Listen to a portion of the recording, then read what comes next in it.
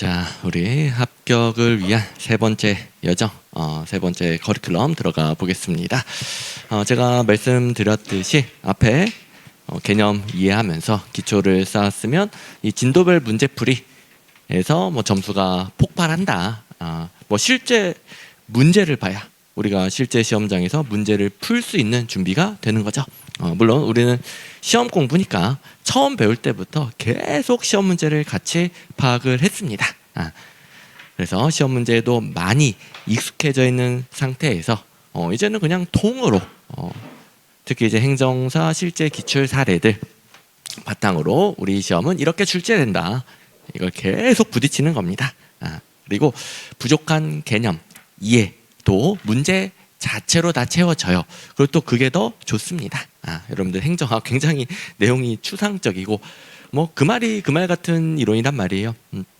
이걸 이제 따로 이해하는 것보다는 그동안 어느 정도 이해했으면은 그 다음에는 시험에 이 내용은 이런 식으로 출제되는구나. 시험에 나오는 그대로 이해하시면 돼요.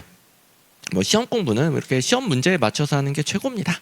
개념 이해도 뭐 엉뚱한 걸 파고드는 게 아니라 그냥 시험 문제 자체로 하는 겁니다.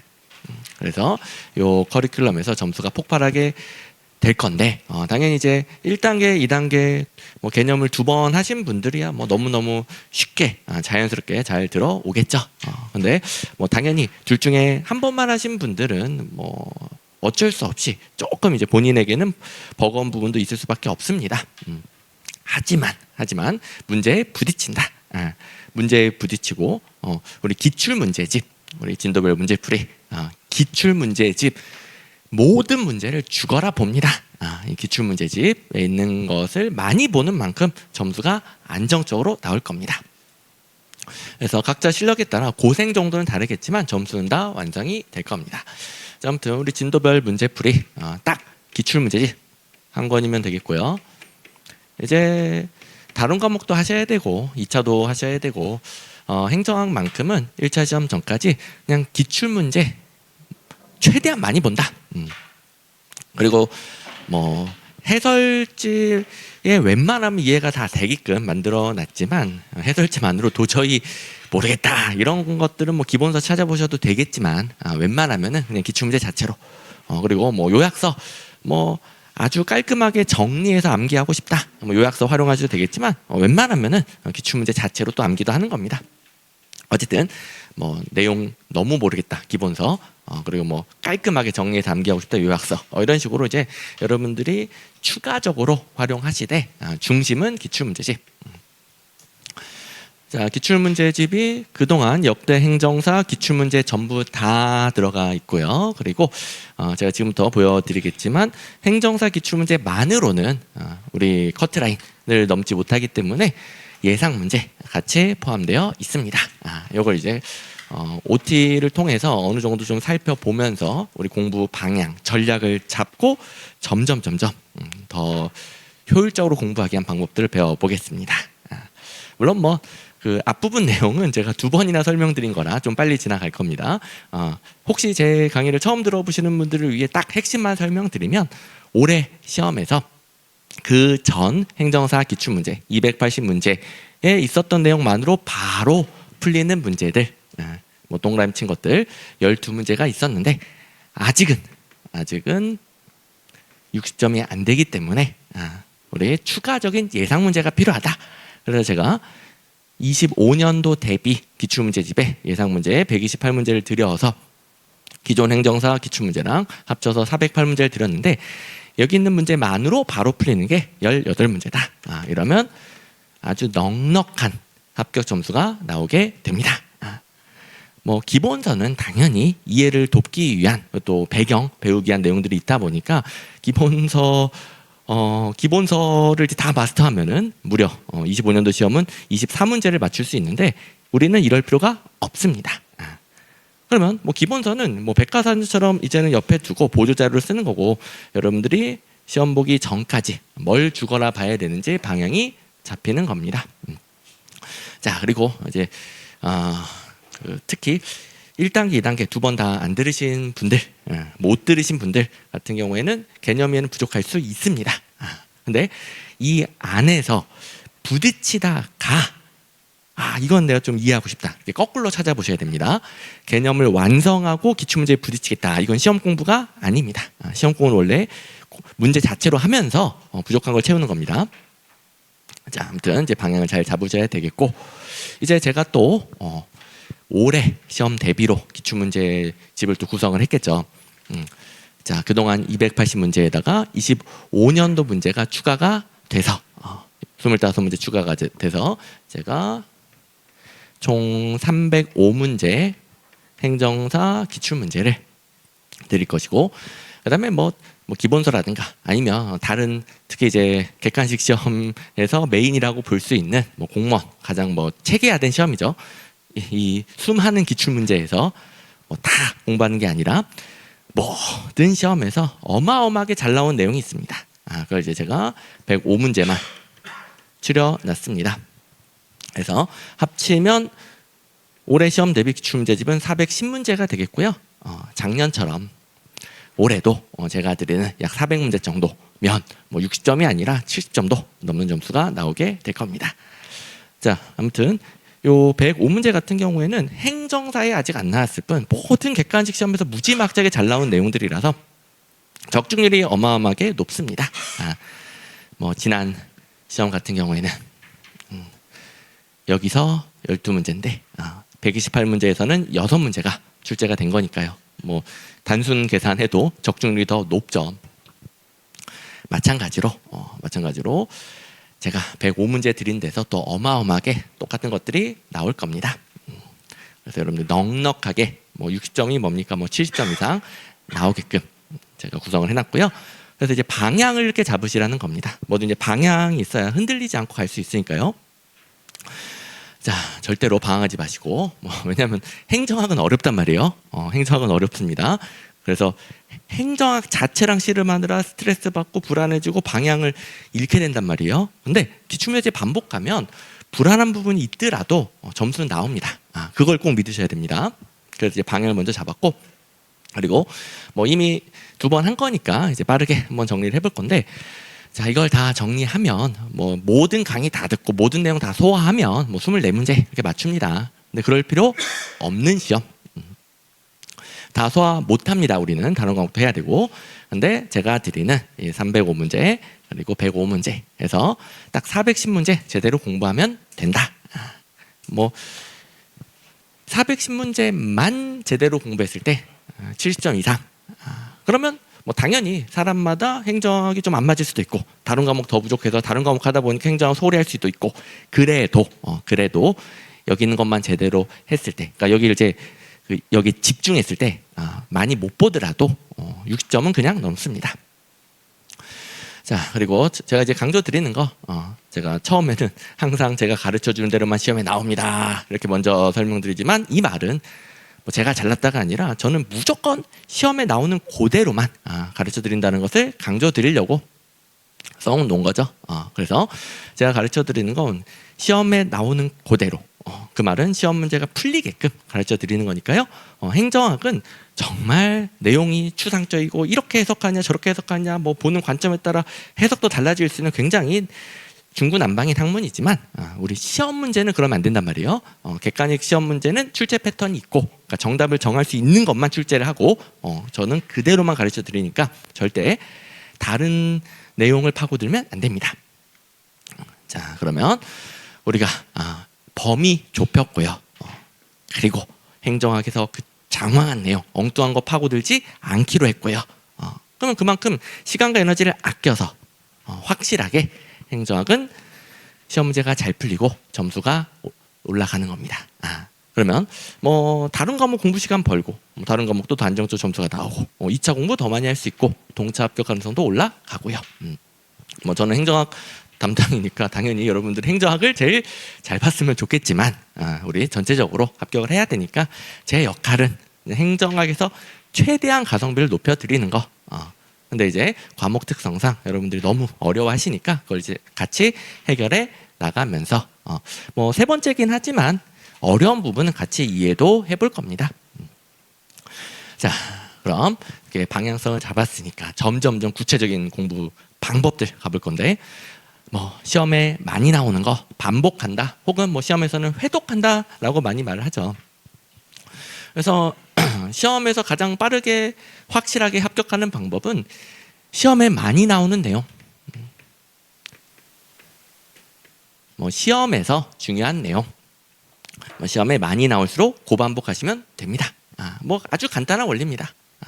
근데 수험생 입장에서 자꾸 불안해지니까 자꾸 여기서 벗어나는 것 뿐이지, 합격생들은 이랬기 때문에 합격을 한 겁니다.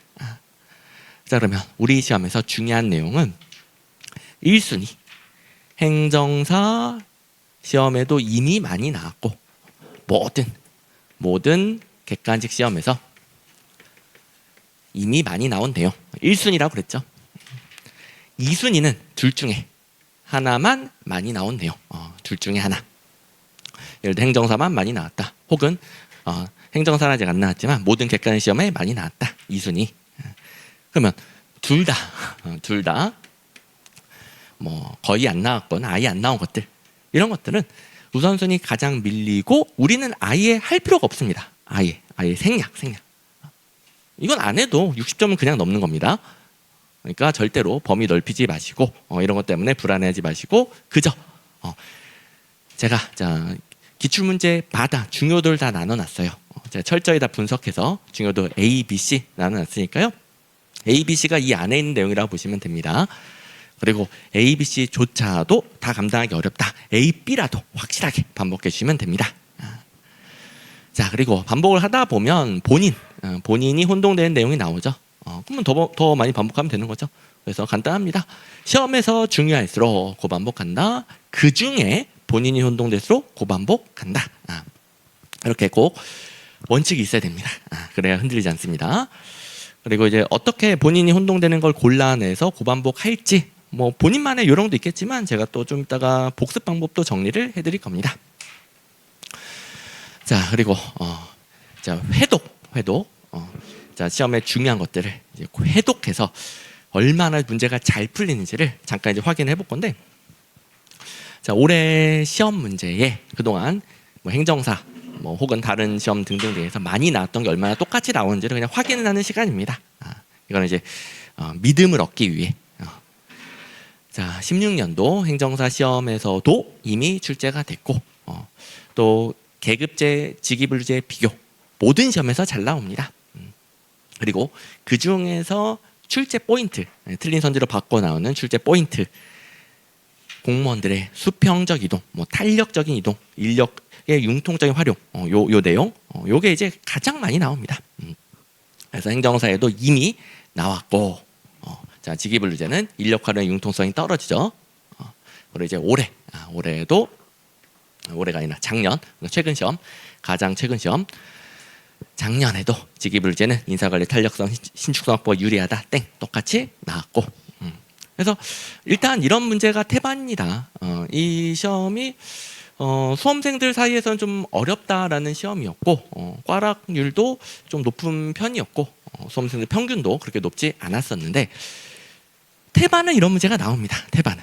그러니까 이런 문제만 제대로 공부해도 일단 50점은 먹고 들어가는 건데, 뭐 꽈락 혹은 50점 미만이 나온다, 그러면 우리 먼저 반복해야 될 것을 반복하지 않은 거죠. 물론 이제 공부 시간이 부족해서, 반복 횟수가 부족해서 점수가 낮은 건 어쩔 수 없지만, 행정학 공부를 많이 했음에도 불구하고 50점이 안 된다, 이런 걸 틀린 겁니다.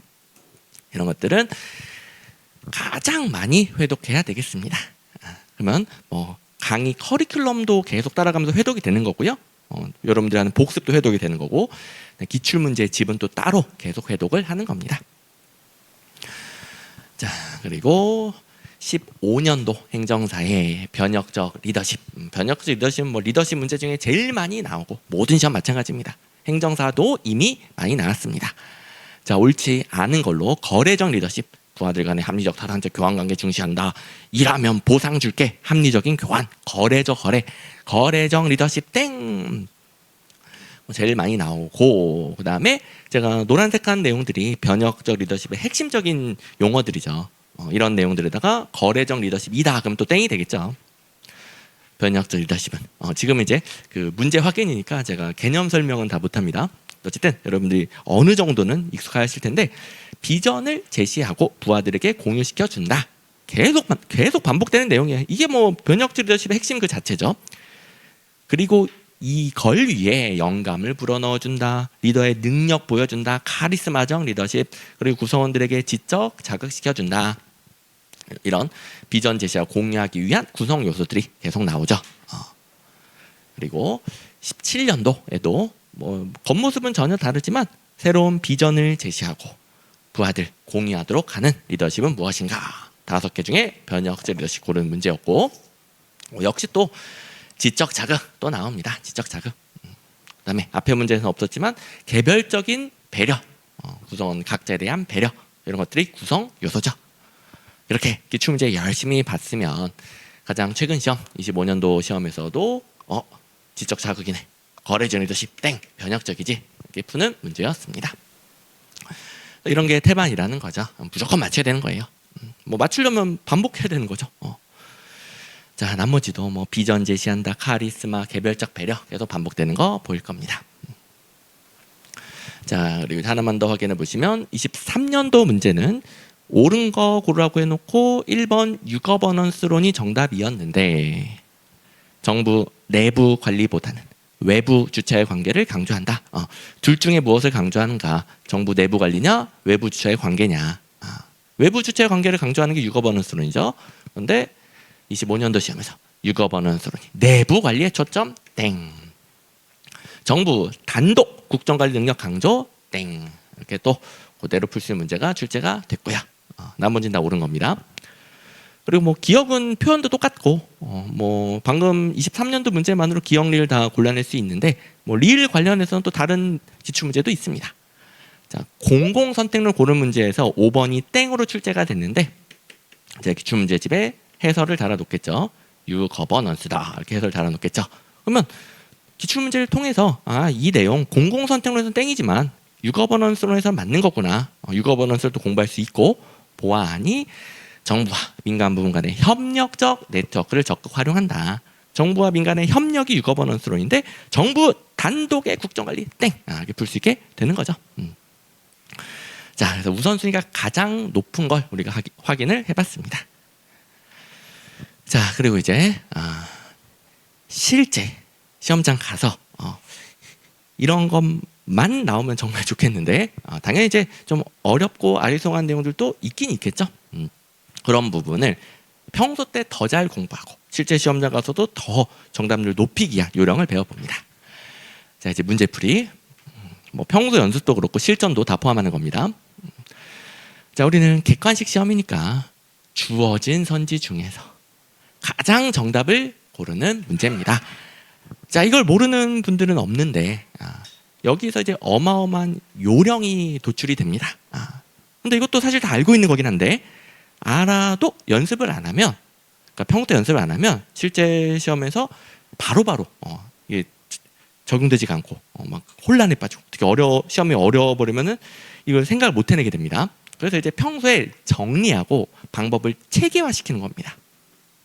그 말은 어떤 문제는 방금 전 문제들처럼 기출 문제 똑같지는 않네 바로 정답 이렇게 고를 때도 있지만 그렇게 못 고르는 문제들은 그러니까 예를 들어 선지 중에 온지 X인지 혼동되는 내용이 있는 거예요. 이런 것들은 실제 시험에서 절대로 고민에 빠지면 안 됩니다. 시험장 가서 선지를 읽었는데 온지 X인지 모르겠다. 거기서 고민에 빠지면 시간만 날아가는 거고 아무런 도움이 안 됩니다. 바로 넘기는 거예요. 바로 넘기는 거예요. 바로. 절대 고민에 빠지지 마시고 읽었는데 OX 모르겠다 넘기는 거예요. 이것만 잘하셔도 자신이 풀 수 있는 문제는 다 풀고 옵니다. 여기서 시간을 버리지 않기 때문에.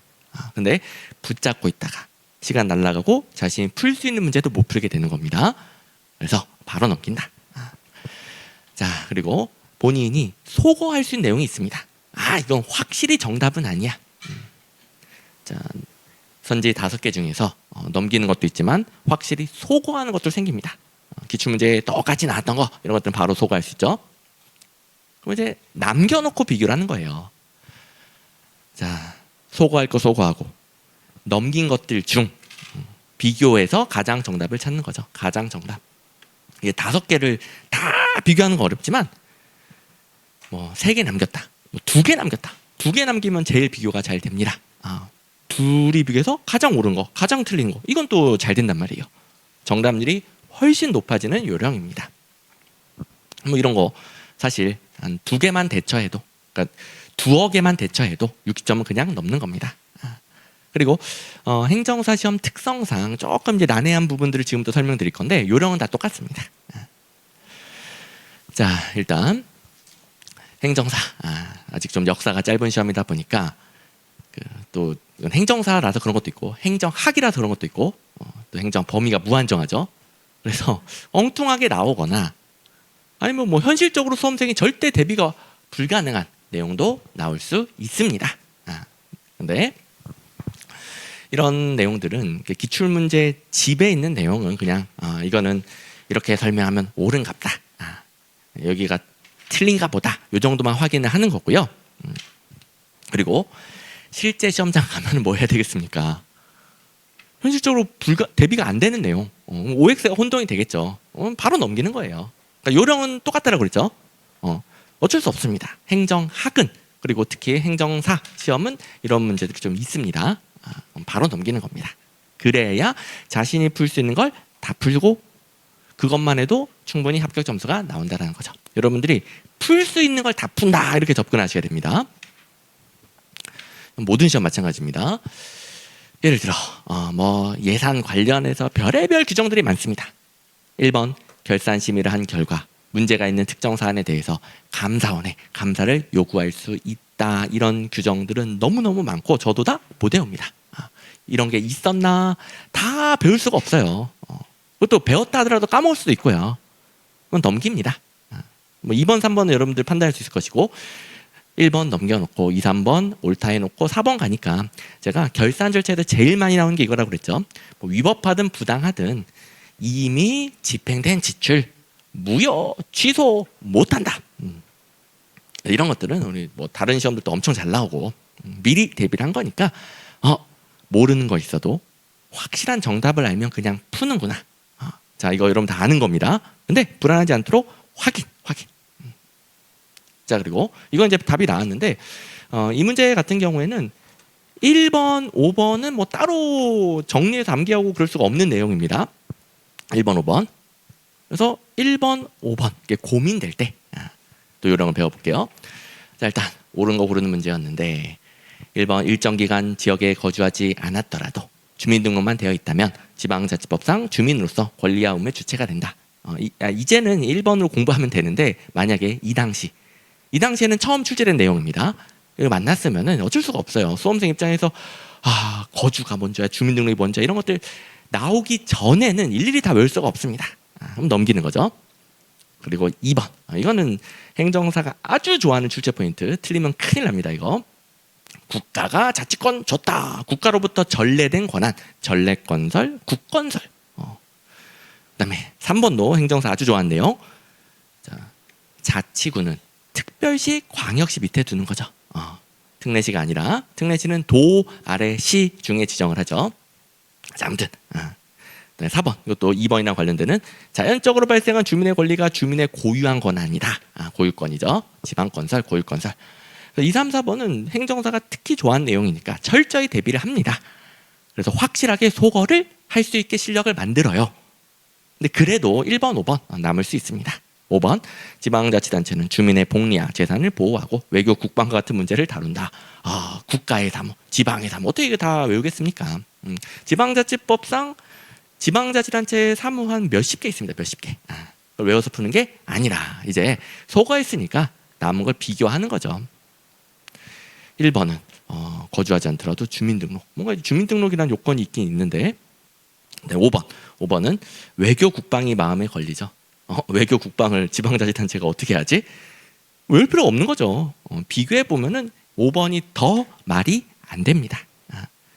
자, 이런 것들은 시험장 가서 2어 개만 잘하시면 되는 거예요. 2어 개만. 그러면 아주 넉넉한 합격 점수가 나옵니다. 2어 개만. 그래서 모든 문제를 이렇게 완벽하게 대처해야 된다가 아니라 일부 2어 개만 잘 대처하고 오시면은 자, 태반 똑같이 나오는 거 다 맞추고 그게 우선순위 1순위. 그 다음에 이런 거 두어 개 맞추고 찍어서 하나 맞추고 그런 거죠 뭐. 또 가끔씩은 선생님 실수하면 어떡하나요? 여러분들이 실수해서 하나 틀리기도 하지만 실수해서 하나 맞추기도 해요. 소 뒷걸음질 치다가 쥐잡는적으로 하나 또 맞춥니다. 그러니까 너무 걱정하지 마시고. 자, 그 다음에 이제 이게 행정사의 고질적인 문제인데 점점 완화는 되고 있긴 해요. 점점 문제가 다듬어지고는 있어요. 근데 그래도 아직 역사가 짧아서 다른 객관식 시험은 이런 식으로 용어를 안 쓰는데 갑자기 행정사만 좀 이게 무슨 용어인가 알 수 없는 용어가 나올 때가 있습니다. 그럴 때는 어떻게 대처를 하는 것인가? 기출문제에서 이거 O다, X다 이미 확인한 내용이 아니라면 당연히 넘겨야죠 그냥. 그러니까 애매하면 넘기는 거예요. 자신의 생각으로 용어를 해석하면 안 됩니다.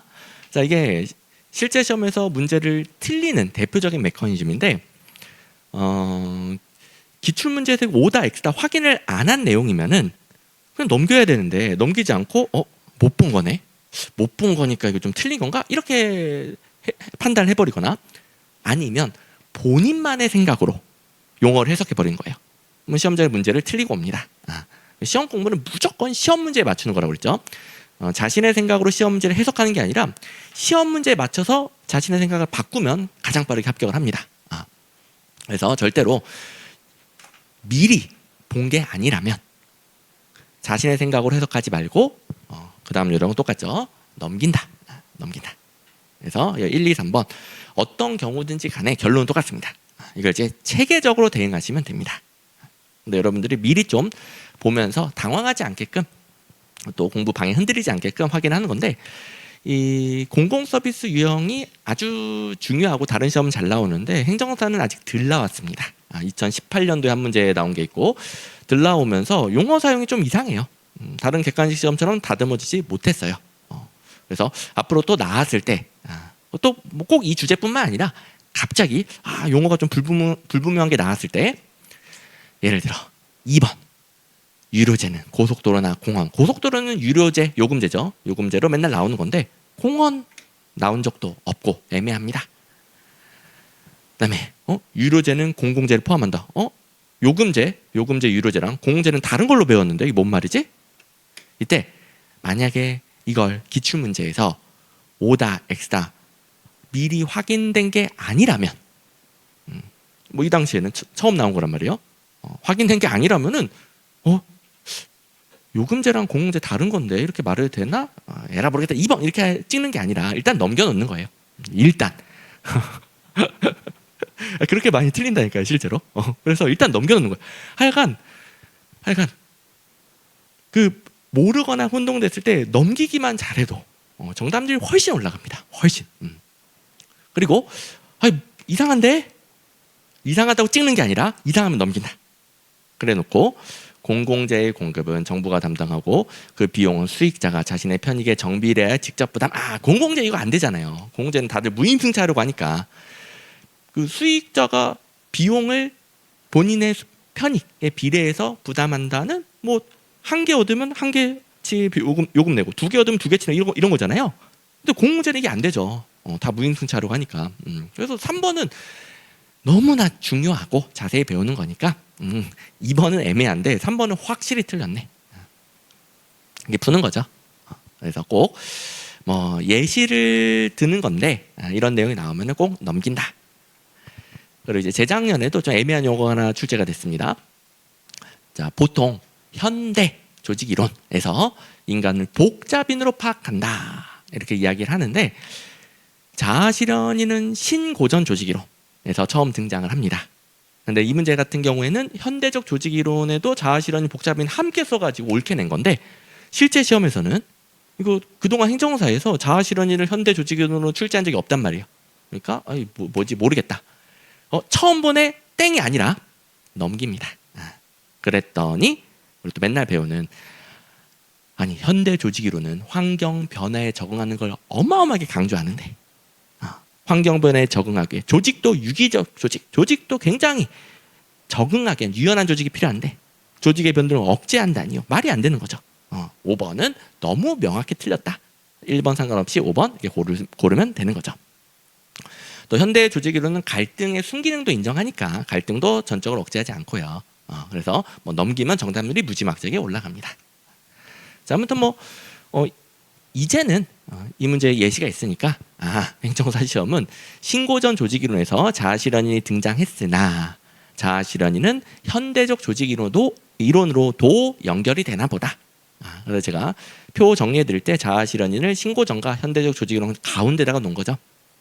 이제는 공부할 수 있지만 이제는 근데 이제 처음 마주쳤을 때 이렇게 넘기는 겁니다. 자, 아무튼 우리가 시간이 참 부족하고 또 행정학이 또 여러분들이 하는 다른 과목에 비해 좀 이질적이고 굉장히 스트레스가 되는 과목인데 제가 지금 한 30분, 40분 정도 정리해 드린 거 이걸 잘 지키시면은 스트레스도 줄어들 겁니다. 또 점수 잘 나오고. 자, 그다음에 이제 요령은 다 배웠고요.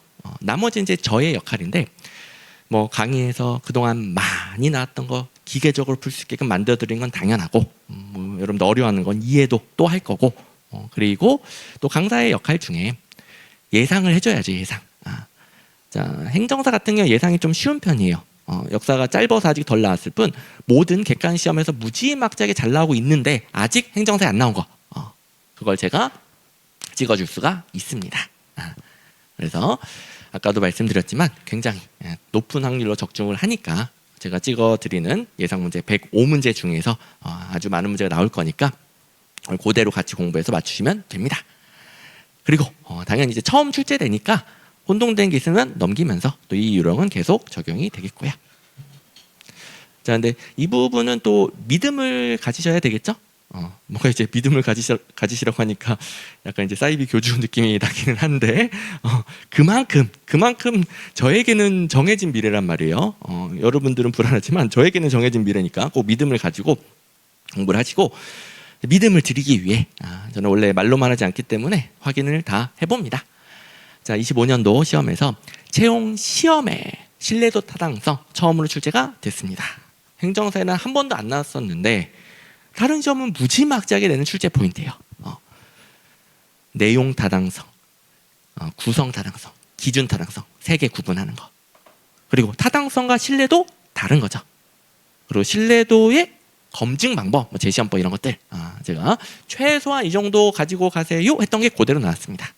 자, 일단 시험 성적의 타당성, 내용 타당성과 구성 타당성은 시험 문제, 시험 내용의 타당성이라면은 기준 타당성만 시험 성적, 점수의 타당성이죠. 점수 높은 사람 일 시켜봤더니 실제 일도 잘하는가. 그래서 3개 구분 그대로 출제가 됐고, 그 다음에 타당성과 신뢰도의 구분. 신뢰도는 일관성이죠. 같은 사람에게 같은 시험을 여러 번 측정했으니까 일관적인 점수가 나와야 되는데 그래야 신뢰도가 높은 것인데 일관적이지 않으면 신뢰도가 떨어진다 이렇게 판단하는 거죠. 그래서 일관성은 신뢰도고 타당성은 다른 거죠. 타당성은 정확하게 원하는 걸 측정을 해야 돼요. 예를 들어 신뢰도가 높아서 일관성은 있는데 일관적으로 틀릴 수도 있단 말이에요. 그래서 정확하게 측정할 수 있는 거가 타당성. 그 다음에 신뢰도 검증 방법으로서 제시험법이 있죠. 물론 이 문제는 여기까지 안 가도 정답은 2번 나옵니다. 근데 신뢰도 검증 방법으로서 같은 시험을 같은 사람에게 2번 시험 치고 조금 있다가 또 시험 치고 비교를 하는 거예요. 같은 시험 같은 사람이니까 점수가 비슷하게 나와야 되는 거죠. 시험 치고 또 친다. 또 시험법, 재시험법이 되는 거죠. 자, 그래서 그대로 출제가 됐고, 이건 이제 작년 시험 대비 기출문제집에 249번에 제가 3개 개념 구분 잘 내니까요. 이 문제로 대비하세요. 행정사는 아직 안 나왔지만 다른 시험 문제를 드렸고, 그리고 필요한 내용들 정리를 해드렸고, 그리고 이쪽은 너무 유력한데 아직 안 나와서 2문제나 드렸던 내용이었습니다. 다음 문제는 타당성, 신뢰성 구분하는 문제. 자, 그래서 2문제면 충분히 풀 수 있었던 문제였고, 자, 이런 게 이제 6문제가 있었다라고 그랬잖아요. 한 반절 3문제만 확인해 볼게요. 자, 또 25년도 시험에서 공서비스 전달 방식으로서 면허, 프랜차이즈 처음으로 출제가 됐는데 이 문제 같은 경우에는 작년 시험 끝나고 도대체 정답이 뭐냐, 수험생들 사이에서는 이거 배웠냐 안 배웠냐 정답이 뭐냐 논란이 많았었는데 저에게 배우신 분들은 이거 민간 부분에게 공공 서비스 공급권을 주는 민간 위탁 방식 중에서 민간 업체들이 알아서 공급하면서 너네들이 요금 받아라. 자, 정부가 서비스 수준뿐만 아니라 요금 체계를 통제한다. 그 말은 이제 요금을 받는 방식이라는 거 아닙니까? 그래서 일정한 구역 내 공공 서비스를 민간 기업이 제공할 수 있도록 하고, 뭐 영업권을 부여하고 요금 받도록 하는 건 면허다, 프랜차이즈다. 이렇게 배운 그대로 풀면 되는 문제였습니다. 그리고 뭐 가장 대표적인 연습하기 좋은 문제가 이 문제라서 행정사 시험엔 처음 출제됐지만 제가 드린 문제로 그대로 대비하면 됐던 문제. 자, 계약과 면허랑 관련되는 건데 둘 다 정부가 민간 기업에게 제한한 서비스의 공급권을 부여하죠. 그리고 차이점 2번 가지고 차이점을 냈는데 제가 이 차이점도 다 정리를 해드렸고요. 뭐 이 문제는 두 번째 줄과 관련이 되고, 그다음에 그러니까 작년 문제는 세 번째 줄과 관련이 됩니다.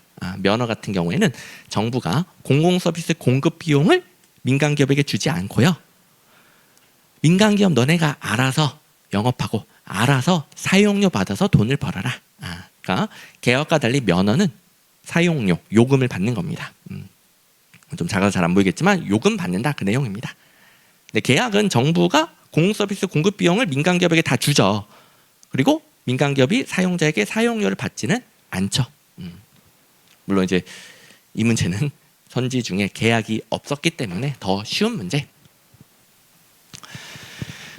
자, 그리고 이제 하나만 더 확인해 보시면 공공봉사 동기 또는 공직봉사 동기, 이거는 뭐 요새 다른 객관식 시험에서 너무나 많이 나오기 때문에 이건 아주 유력하다고 제가 강조드렸던 내용이고요.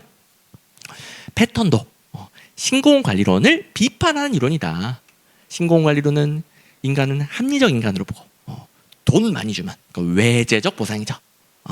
돈과 같은 눈에 보이는 외제적 보상 많이 주면 열심히 일할 것이다 라고 봤는데, 그걸 비판하는 이론이 공공봉사 동기다.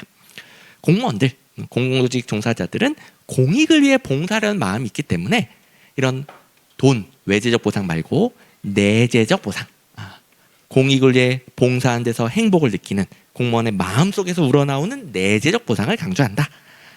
그리고 1번 같은 경우에는 너무나 다른 시험에서 많이 나왔던 패턴입니다. 그래서 제가 이거 딱 유력하기 때문에 25년 대비 기출문제집으로 이 문제를 드렸고, 이 문제에서 땡이 뭐냐? 여기 4번인데요. 1980년대 이후 급격히 확산된 신공관리론의 외제적 보상에 의한 동기부여를 재차 강조한다. 땡. 외제적 보상 땡. 패턴도 똑같습니다. 외제적 보상 땡. 외제적 보상 땡. 이렇게 푸는 문제였습니다. 자, 이렇게 여러분들이 기출문제집 이제 시험 끝날 때까지 가장 사랑해야 되는 교재가 되겠습니다. 자, 그리고 또 활용 방법은 이미 이제 그 2단계부터 같이 보기 시작했기 때문에 어느 정도 여러분들 다 파악하고 있을 겁니다. 근데 혹시 처음 보시는 분들을 위해 여기 출처 적혀 있고요. 그다음 중요도 난이도가 있는데 중요도가 중요하겠죠. 중요도 A, B, C에 따라서 강약 조절하시면 됩니다. 당연히 우선순위는 A, B, C 순서겠죠. 그래서 기출문제집 사랑하고 이 안에서 내 역량상, 시간상 다는 못 사랑해 주겠다. 안타깝지만 C는 좀 덜 사랑해도 되겠고요. 이렇게 우선순위에 따라서. 자, 그리고 제 기출문제집의 최대 장점, 객관식 행정 시험 문제 해결에 필요한 걸 다 떠먹여주는 해설이 있죠. 이게 암기용 해설.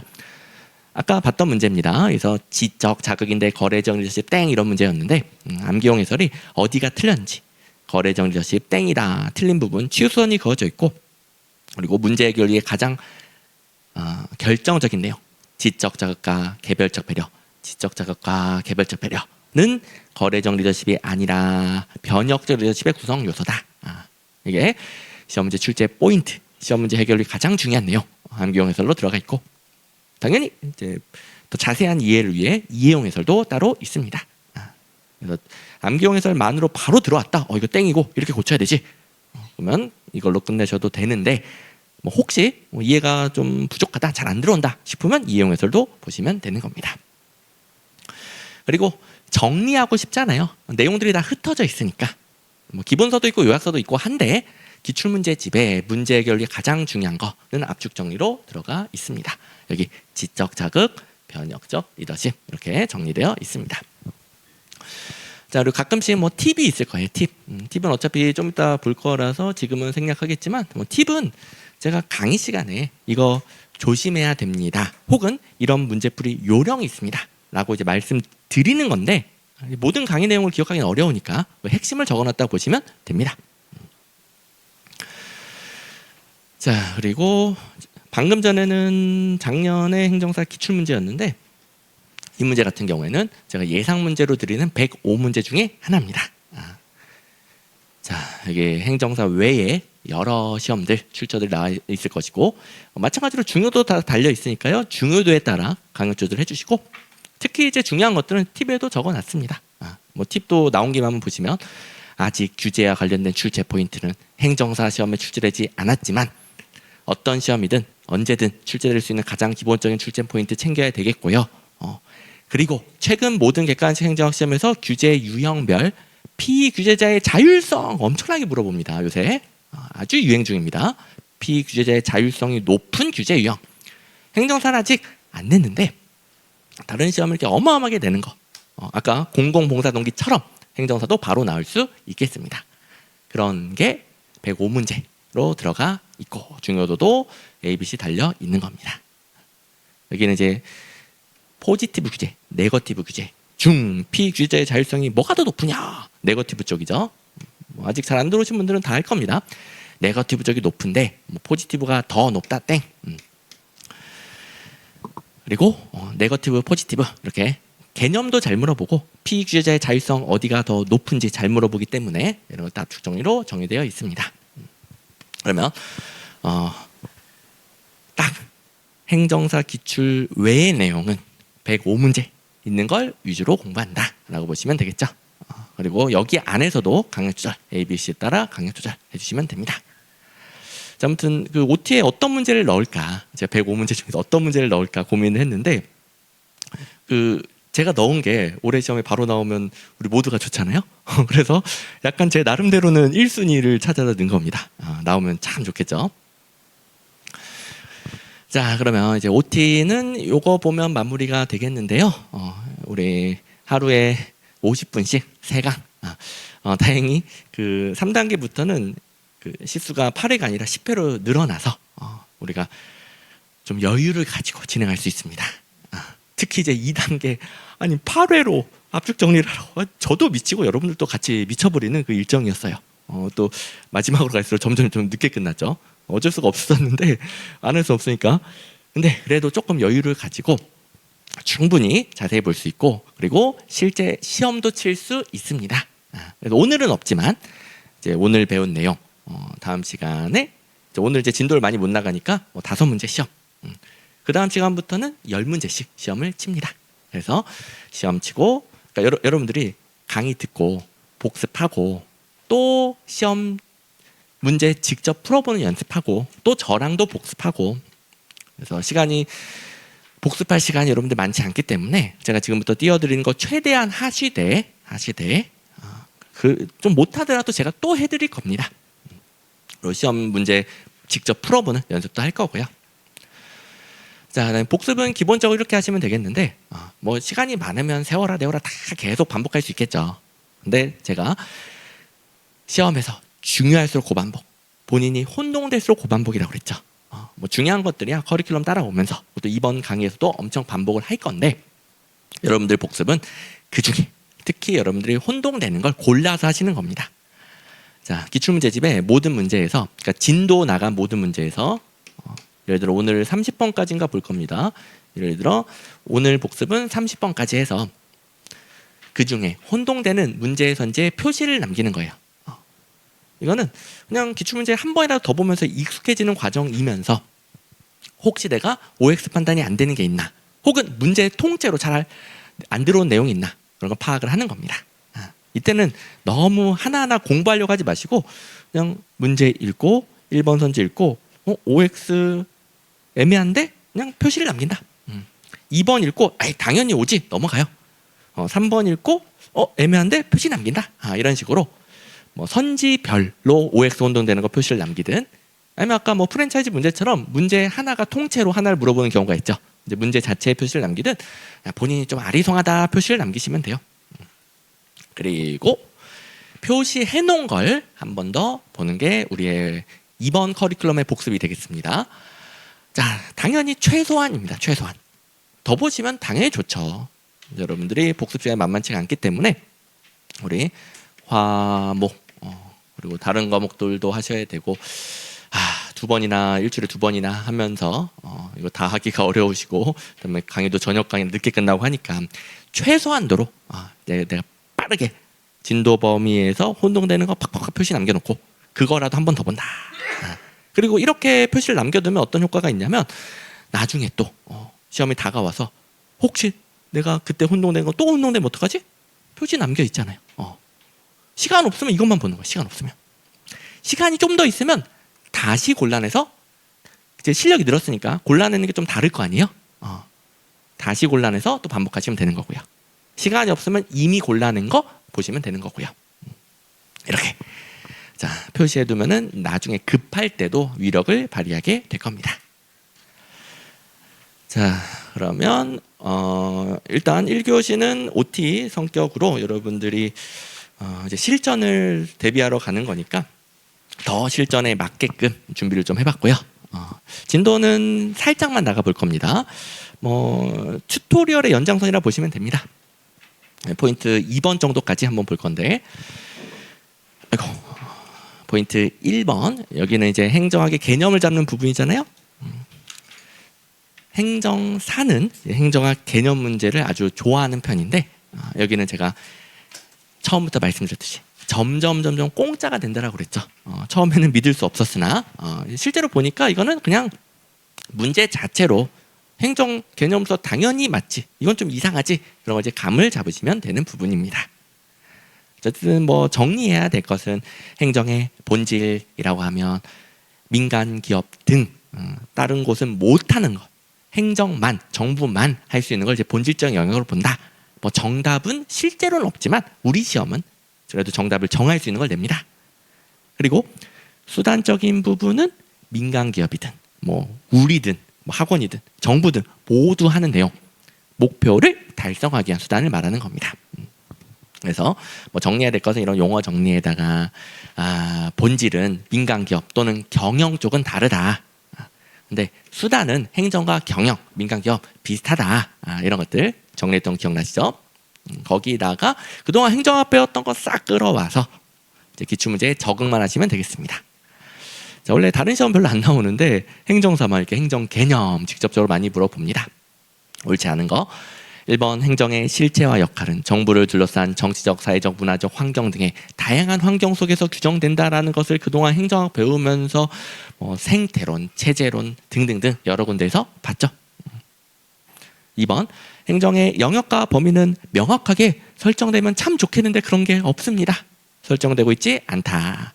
그 한계, 여기서 한계라는 것은 단점이 아니라 행정 개념의 그 경계도 분명하지 않습니다. 그래서 고도로 체계화된 개념화는 어려운 거죠, 뭐. 그러니까 우리가 고생하고 있는 거고. 3번 행정에 대한 연구 대상의 선택이나 연구 방법의 변화에 따라 지금부터 뭐 다음 시간부터 별의별 연구 방법 이론들 배웁니다. 계속 변하죠. 다르게 해석하고 있죠. 4번 같은 맥락으로 행정 개념이 여기는 뭐 별 의미 없는 낚시라고 보시면 돼 있고 기능 변화와 다양화에 따라 계속 변화하니까 여러 시각으로 다양한 이론들이 행정을 설명합니다. 그러니까 4번은 말이 안 되는 거죠. 다음 시간 다다음 시간만 배워봐도 별의별 이론들이 등장할 텐데 4번 가장 이상하다. 그런 문제고 그 다음에 2번 보시면 행정은 이제 앞에 1번에도 있었듯이 사회 환경과 뗄래야 뗄 수 없는 관계에 있는 거죠. 정부가 국민들 또는 사회 환경과 동떨어진 정책을 만든다. 그러면 뭐 지금 민주주의 국가 행정에서 말이 안 되는 거죠. 이런 거 당연히 옳다라고 판단하는 거고요. 그다음에 5번을 좀 먼저 건너뛰어 보시면 국민의 권리를 제한하고 의무를 부과하는 거. 이건 행정의 본질과 거리가 멀다. 본질, 수단 구분하는 거잖아요. 뭐 정답은 없고 따로 외울 수 있는 건 아닙니다. 그런데 행정만이 할 수 있는 게 본질이다. 민간기업 못하는 게 본질이다. 이런 관점을 잘 가지고 있으면 민간기업이 국민들에게 권리 제한하고 의무 부과하고 규제하는 거잖아요. 그럴 수는 없는 거 아닙니까? 그래서 이 부분은 행정만 할 수 있는 거. 본질로 봐야 되겠죠. 그래서 5번이 제일 이상하다. 이렇게 푸는 거죠. 뭐 2, 3, 4번은 뒤에 나오는 내용이라도 좀 생각할 뿐 다 배우는 내용이고요. 4번은 같이 봐도 되겠네요. 이제 뒤에서 이제 의사 결정, 뭐 정책 결정 관련된 것도 배우는데, 자, 행정의 역할을 결정 기능, 공익을 결정하고 정책을 결정하는 기능과 그걸 실제 현장에 가서 대상 집단에게 집행하는 기능, 이렇게 나눠서 이해를 하잖아요. 그때 어떤 공익 정책을 추구할 것인가, 가치 판단, 국민들마다 이해관계, 가치 판단이 다 다르니까 어떤 게 시급한 사회 문제고 어떤 걸 해결해야 될지 가치 판단을 해야 되는 거예요. 그래서 지금 서울 수도권 집값 너무 빨리 오르니까 집값을 잡아야 돼 라는 가치 판단을 했기 때문에 부동산 정책에서 집값을 잡는 정책을 하고 있는 거죠.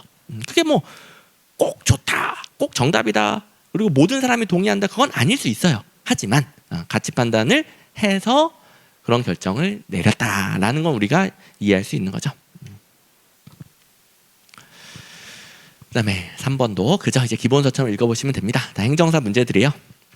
1번 행정은 민주성, 능률성, 합법성, 효과성, 형평성 등 다 추구해야죠. 뭐 물론 이제 뒤에서 이 중에 본질적인 가치, 행정만 하는 거, 수단적인 가치 구분하는 문제 풀 건데 이건 뭐 본질 수단 구분한 게 아니니까 그냥 다 추구해야죠. 2번 행정학은 행정 현상의 과학화를 목적으로 하는 부분도 있고요. 뭐 행태론 같은 거죠. 그리고 실제 문제 해결 강조하는 부분도 있고요. 그래서 뭐 앞부분이 틀린 건 아닌데 이건 뭐 행태론에 따를 때 그런 문제가 아니잖아요. 이런 부분도 있고 저런 부분도 있고 다양한 걸 추구해야 된단 말이에요. 그러니까 행정 현상의 과학화도 목적으로 하지만 그렇다고 이론 실제 따로 이상하죠. 과학화를 통해 이론을 만들어요. 이런 정책을 하니까 어떤 효과가 나오더라. 과학적으로 증명을 하는 거예요. 그리고 그걸 다음 정책으로 실제로 적용을 하는 게 행정학이죠. 정부가 국민들을 위해, 국민들을 행복하게 만들기 위해 정책을 만들고 집행하는 걸 연구하는 게 행정학인데 이론 따로 실제 따로일 리가 없는 거죠. 2번이 가장 말이 안 된다. 이게 푸는 문제였고요. 나머지는 쭉쭉 읽어보시면 됩니다. 행정학은 다양한 집단들 간의 상호작용 속에서 존재하죠. 그리고 뭐 공익, 공공가치 달성을 위해 정부가 수행하는 정책이나 관리활동에 대한 지식과 이론을 연구 대상으로 하죠. 그리고 뭐 좁은 의미, 넓은 의미 이렇게 나눌 때가 있죠. 일단 넓은 의미, 이건 민간 기업 도하는 행정, 그러니까 수단적인 성격이죠. 목표 불문, 조직 불문, 목표 달성을 위한 행위가 넓은 의미였어요. 정부, 민간 부문 다 포함하니까 목표 불문이니까 넓은 의미예요. 그런데 이제 좁히면 우리가 배우는 행정학이죠. 정부만이 공익 추구를 위한 행정. 좁은 의미는 행정부 구조와 공무원을 포함한 정부 관료제를 중심으로 이루어지는 활동이 되겠고요. 네, 5번 행정학의 뭐 별의별 이론들을 접목합니다. 환장하겠죠. 그래서 5번은 우리가 행정학이 어려워진 이유일 뿐이에요. 이것 때문에 우리가 미치겠잖아요. 당연히 옳은 거죠. 자, 또 4번도 역시 행정사. 그러니까 행정 개념 문제, 행정사 좋아하죠. 근데 이거는 이제 출제 포인트가 조금은 다릅니다. 우리 행정학을 몇 바퀴 돌아보니까 과거에는 정부가 독점적으로 공서비스를 제공하고 사회 문제 해결하려고 했었다. 근데 현대 행정에서는 작년 문제에 나왔듯이 유거버넌스론적인 뭐 민간과의 협력을 강조하는 거버넌스로 나아가고 있죠. 그래서 전체 흐름 문제고요. 과거랑 현대 행정을 비교하는 문제가 되겠습니다. 3번 보시면 오늘날에는 정부가 공공서비스의 생산 및 공급을 독점이 아니라 정부가 공공서비스 생산 독점을 민간과 함께하는 거죠. 아까 뭐 프랜차이즈 이런 면허 방식, 민간 위탁 방식들이 다 민간과 함께하는 방식. 신공관리론, 유거버넌스론 이런 거버넌스 이론들의 뿌리를 두고 있죠. 조금 이제 포인트가 달랐고, 자 1번, 2번은 너무 당연한 내용이고 3번, 4번이 이렇게 민간의 참여, 민간과의 협력, 거버넌스 3번, 4번이 같은 내용이 되겠고요. 5번은 또 당연한 내용이고. 자 이렇게 포인트 1번은 그저 기출문제 그대로 읽어보면서 당연한 거 아닌가? 좀 제일 이상한 거 이거다 확인하는 부분이었고, 그다음에 행정과 경영 비교할 때는 좀 정리가 필요하죠. 우리가 정리가 필요한 부분은 정리하고, 이해가 필요한 부분은 이해하고, 그저 그냥 기출문제 반복하면 되는 부분 반복하고, 그렇게 문제마다 공부하는 요령이 좀 다릅니다. 네, 행정과 경영은 정형화된 출제 패턴이 있고요. 뭐 아시다시피 차이점 물어봤는데 공통점 나오면 땡 하시면 되고, 혹은 차이점 서로 바꾸면 땡 나오지 않습니까? 이걸 이제 맨날 똑같이 나오니까 정리해서 가지고 있으면 되겠습니다.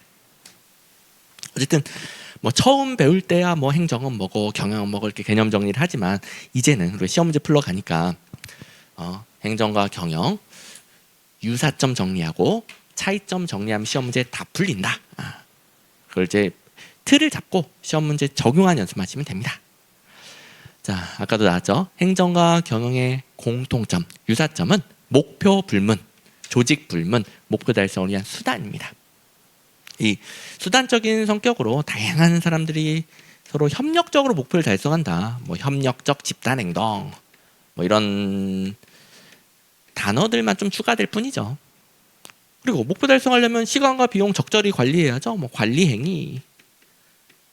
그리고 이제 여러분들에게 너무너무 익숙한 목표 달성을 위한 아주 합리적인 수단으로서 고안된 조직이 관료제. 관료제는 정부든 민간기업이든 다 쓰는 방식이라고 그랬죠. 그래서 유사점은 수단적인 성격이면서 또 시험에는 이런 표현들이 나오나 보다 이렇게 잘 가지고 있고, 차이점은 행정만, 행정의 본질적인 내용이 되는 거죠. 뭐 크게는 죄송합니다. 목표가 완전히 다르고, 그리고 이제 요거 중요하죠. 시험에 엄청나게 잘 나옵니다.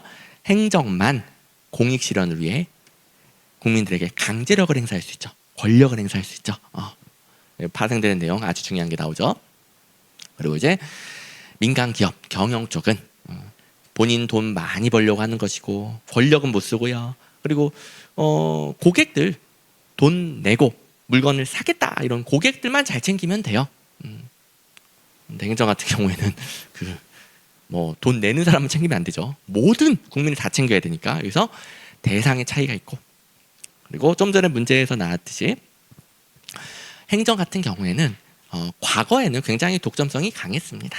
지금이야 독점성을 낮추려고 노력하고 있지만 기본적으로 정부가 하나다 보니까 독점성이 강한데, 민간 기업들은 비슷한 재화 서비스를 제공하는 기업들이 엄청나게 경쟁하죠. 이 말은 민간 기업은 서비스의 고객 대응성이 낮으면 망하는 거예요. 효율성이 떨어지면 망하는 거예요. 다른 기업들 많으니까. 그러니까 대응성, 효율성을 높이기 엄청나게 노력한다는 소리예요. 근데 정부는 그에 비해 독점성이 강하다 보니까 효율성, 대응성을 높이려는 요인이 부족한 거죠. 그래서 현대행정은 이 독점성을 줄이려고 노력 중인 거죠. 그리고 이렇게 또 섞으시면 안 됩니다. 경영과 비교하면 행정은 여전히 독점성 강하죠.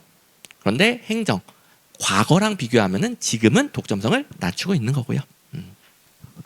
자, 어쨌든 뭐 가장 빠른 버전으로 핵심만 딱 정리를 해봤는데 뭐 어려운 내용은 아닙니다.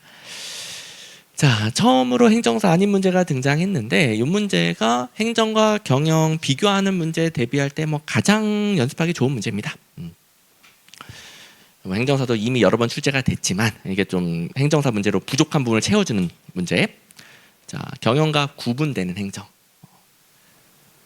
행정과 경영의 차이점 물어봤는데 공통점 들어가면 땡이다. 2번에 행정은 합리적이고 집단적인 협동 행위다. 이건 민간 기업도 하는 거예요. 경영도 하는 거예요. 공통점. 4번 행정은 목표 달성으로 인적 물적 자원을 동원하는 관리성을 강조한다. 이 민간 기업도 하는 거잖아요. 공통점. 행정사가 아직 이 패턴이 안 나왔습니다. 차이점 물어보고 유사점 땡. 자, 그다음에 1번도 아주 좋은 문제인데 행정은 독점성이 경영에 비해서는 여전히 높습니다. 민간 기업이 독점성이 떨어지고 시장성이 높은 거죠. 행정성은 독점성이 높고 시장성은 낮습니다. 뭐 시장성이라는 것은 뭐 시장 경쟁 원리 같은 걸 말하는 겁니다. 그다음에 3번 정답인데, 자, 경영과 비교했을 때 행정이 정치적인 성격이 더 강하다. 권력을 배경으로 한다. 이게 뭐 지금이야 직관적으로 이해가 되어 있겠지만 처음에는 이게 뭔 말이여 싶은 내용이죠. 근데 일단 행정학 배우다 보면 이 정치적인 성격, 이게 정부가 추구해야 되는 공익, 정책에 대해서 정답이 없다 보니까 민주주의 국가에서는 다양한 사람들이 내 이익을 실현시켜줘. 내가 좋아하는 걸 실현시켜서 요구하고, 그걸 또 사회 전체적인 관점에서 국민의 뭐 대표, 대통령, 국회의원 등등이 또 서로 합의도 보고 조정도 하고, 이런 과정이 필요하죠. 이런 과정들을 정적 성격으로 계속 배워왔죠. 뭐 민간 기업도 정적 성격이 없다라는 게 아니라 뭐 전 국민과, 그러니까 전 국민이 상호작용, 정적인 상호작용의 대상이 되는 행정에 비해서 민간 기업은 훨씬 더 좁죠. 그냥 뭐 주주들, 뭐 이사들, 주요 뭐 고위직들만 상호작용하는 것이지 행정에 비해 정적 성격이 훨씬 약합니다. 그리고 굉장히 중요한 내용, 행정만 권력을 사용할 수 있죠. 민간 기업이 고객들에게 강제로 물건 팔고 권력을 사용할 수 없죠. 행정만 공익 실현이라는 명분이 있으니까 코로나 때 지나친 확산 방지를 위해 영업시간 제한, 영업인원 제한, 이거는 코로나의 지나친 확산 방지라는 사회 전체적인 이익이라는 명분이 있어서 가능한 거죠. 그래서 권력이라는 건 행정만의 특징이다. 뭐 이제는 당연해지신 분들도 많을 겁니다. 워낙 이제 추상적인 내용이니까 한 번 더 설명을 드렸고, 여기서 이제 파생되는 내용, 아주 잘 나온 내용이 있습니다. 이 권력이라는 거 함부로 행사하면 안 되는 거죠. 자, 우리 지겹게 봤던 이 삼각형, 여기가 정치적인 영역, 여기가 행정의 영역, 단순화시켜서 논의를 하는데, 행정이 공익 실현이라는 명분으로 권력을 사용할 수 있기는 하지만 아무렇게나 자기 마음대로 국민들에게 권력을 행사하면 안 되는 거죠. 그래서 현대 대의민주주의 국가는 이런 시스템을 바탕으로 합니다. 국민들이 민주적인 절차에 따라 자신들의 대표를 뽑죠. 대통령, 국회의원 대표를 뽑죠. 특히 국회의원들, 입법부가 정하는 법, 이게 국민들의 간접적인 동의를 거친 법이 되는 거죠. 이 법으로 정해준 것만 행정이 국민들에게 강제력, 권력을 사용할 수 있는 거죠. 뭐 매우 단순화시켰지만 이 정도만 잘 이해하고 있어도 행정 공부하는데 지장이 없죠. 그래서 경영과 달리, 경영은 권력 사용이 없어요. 뭐 이런 절차가 필요 없어요. 근데 행정은 권력을 사용하니까 아무렇게나 국민들에게 권력을 사용하지 못하도록 법적 규제를 받아서 국민들에게 강제력을 행사할 수 있습니다. 요게 이제 또 단골입니다. 자, 이거 6번으로 넘어왔는데 행정사 시험이고요. 행정과 경영 비교 문제에서 2번, 행정은 경영보다 상대적으로 엄격한 법적 규제를 받는다가 제가 방금 전에 그림으로 설명드린 겁니다. 자, 이 똑같은 문장 나중에 2번 복습하다 보면 나올 겁니다. 2번 문제도 있고 6번 문제도 있고, 그리고 다음 문제에서는 이게 출제 포인트예요. 자, 3번에 행정은 공익을 추구하기 때문에 경영보다 법적 규제를 적게 받는다? 아니죠. 법적 규제 하에서 강제력을 행사하면서 공익을 추구하는 겁니다. 그래서 옳은 선지, 틀린 선지, 옳은 선지, 틀린 선지 계속 반복돼서 나옵니다. 이 문제는 옳지 않은 거 3번 정답이었던 문제. 자, 지금 7번에 3번 요 틀린 선지 패턴도 잘 챙겨두시고, 그다음에 3, 4번을 같이 보면 좋습니다. 행정은 공익을 추구하기 위해 경영보다 더 강한 권력적인 수단을 사용합니다. 이 권력적인 수단을 함부로 사용하지 못하도록 국민의 대표가 정한 법적 규제를 많이 받아서 국민들에게 강제력을 행사하는 거죠. 아무튼 뭐 제일 어려운 내용이긴 한데 그래도 뭐 직관적으로 이제는 잘 들어오고 있을 것이고, 자, 그리고 나머지들은 쉬워요. 뭐 6번, 7번 보고 있는데 그냥 화면 보시면 목적, 행정은 공익추구, 경영의 목적은 이윤국대화, 사익이죠. 당연히 맞죠. 3번, 행정은 모든 국민 평등하게, 경영은 이윤추구 과정에서 고객 간 차별 대우 가능하죠. 당연하네. 그다음에 7번은 넘어와도 뭐 1번 똑같은 내용. 그다음에 뭐 5번 똑같은 내용. 경영, 고객, 행정은 모든 국민 평등 똑같은 내용 계속 반복이 되고요. 자, 그다음 이제 2번만 조금 새로운 내용인데 행정은 경영보다 의회, 정당, 이익단체로부터 더 강한 비판과 통제를 받는다. 이게 경영, 그러니까 특정 민간 기업과 관련된 사람들은 굉장히 한정적이란 말이에요. 근데 정부, 행정은 모든 국민이 관계되어 있어요. 그러다 보니까 정책을 했을 때 뭐 별의별 집단으로부터 각종 비판과 통제를 받을 수 있는 거죠. 또 그래야만 하는 거고. 이렇게 이해해 주시면 됩니다. 자, 그럼 우리가 7번까지 보면서 일단 포인트 1, 2번 봤고요. 그다음에 이게 기출문제만으로 개념도 정리가 되고 행정과 경영 차이점 이런 게 나오는구나. 이것도 좀 정립이 되는 거죠. 이런 것도 확인을 해봤고요. 그다음에 6번에 이거 안 볼 뻔했네요. 6번에서 이제 정답. 6번의 정답. 자, 지금 이제 배웠던 걸 종합해 보니까 권력적 측면이 강한 건 행정. 그리고 첫 번째 줄 관리적 측면이야 행정, 경영 둘 다 있겠지만 비교해 보면 관리적 측면이 더 강한 건 경영. 이렇게 차이점 바꾸면 땡 문제 풀어주시면 되겠고요. 저희 5번을 깜빡할 뻔했는데 뭐 여러분들이 제가 깜빡했어도 뭐 아주 쉽게 풀 수 있는 문제일 겁니다. 이렇게 보면서 출제 패턴, 행정과 경영은 맨날 똑같은 게 나오는구나. 서로 바꾸면 땡 이런 것도 확인하고 그리고 비교 대상에 따라서 뭘 더 강조하는가 그런 걸 내는 거니까 단어 하나만 가지고 판단하시면 안 되겠고 경영과 비교할 때는 상대적으로 어느 쪽이 더 강한가 이쪽을 보면서 정리해 주시면 됩니다. 이런 공부 방법들, 이론별 출제 포인트별 공부 방법들은 다 기출문제에 있는 거예요. 이렇게 계속 달려가 보시면 어느 순간 우리 410문제 벌써 403문제 남았습니다. 어느 순간 403문제 금방 다 지나가 있을 것이고 실력이 훨씬 늘어 있을 겁니다. 좀 쉬었다가 포인트 3번부터 들어가도록 하겠습니다.